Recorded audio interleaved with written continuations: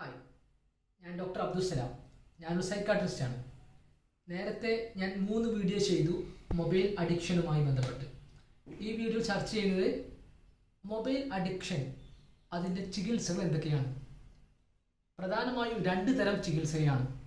ഒന്നാമത്തെ കൗൺസിലിംഗ്, രണ്ടാമത്തെ മരുന്നുകൾ. ഒന്നാമത്തെ കൗൺസിലിംഗ് ഏതെല്ലാം തരമാണ്? CBT, cognitive behavioural therapy. രണ്ടാമത്തെ കൗൺസിലിംഗ് എന്തൊക്കെ? ഗ്രൂപ്പ് തെറാപ്പി, അഥവാ ഇത്തരം പ്രശ്നങ്ങളുള്ള ആളുകളെ ഒരുമിച്ചിരുത്തി ചെയ്യുന്ന തെറാപ്പിയാണ് ഗ്രൂപ്പ് തെറാപ്പി.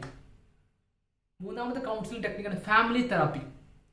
അതായത് വീട്ടിൽ അച്ഛനും അമ്മയും ഈ കുട്ടികളും തമ്മിൽ പ്രശ്നങ്ങളുണ്ടെങ്കിൽ അത്തരം കാര്യങ്ങൾ ഡിസ്കസ് ചെയ്യുന്ന ഇടമാണ് ഫാമിലി തെറാപ്പി. നാലാമത്തെ കൗൺസിലിംഗ് ടെക്നിക്കാണ് റിലാക്സേഷൻ ടെക്നിക്. അതായത് ചില ആളുകൾക്ക് അതിഭയങ്കരമായ ഉത്കണ്ഠ, വിഷാദം മുതലായ ഉള്ള ആളുകൾക്ക് നമ്മൾ റിലാക്സേഷൻ ടെക്നിക്സ് പഠിപ്പിച്ചു കൊടുക്കുന്നു. ഇനി നമുക്ക് നോക്കാം എന്തെല്ലാം മരുന്നുകൾ കൊണ്ടുള്ള ചികിത്സ.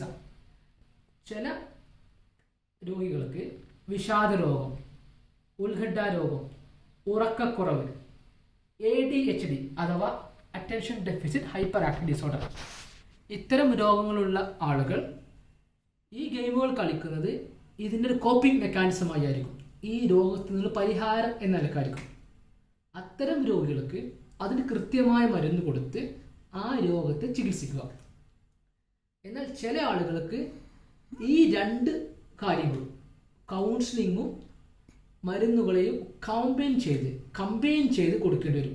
ഇതിനെ കോമ്പിനേഷൻ ട്രീറ്റ്മെൻറ്റ് പറയും. അതുകൊണ്ട് നേരത്തെ വീഡിയോയിൽ പറഞ്ഞ ഇത്തരം ബുദ്ധിമുട്ടിലുള്ള ഗെയിമിംഗ് ഡിസോർഡർ എന്ന അസുഖമുള്ള ആളുകൾ, അല്ലെങ്കിൽ ഗെയിമിംഗ് അഡിക്ഷൻ എന്ന അസുഖമുള്ള ആളുകൾ നിർബന്ധമായും ചികിത്സക്ക് പോവേണ്ടതാണ്. എൻ്റെ വീഡിയോ ഇഷ്ടപ്പെട്ടാൽ ലൈക്ക് ചെയ്യുക, കമൻറ്റ് ചെയ്യുക. Thank you.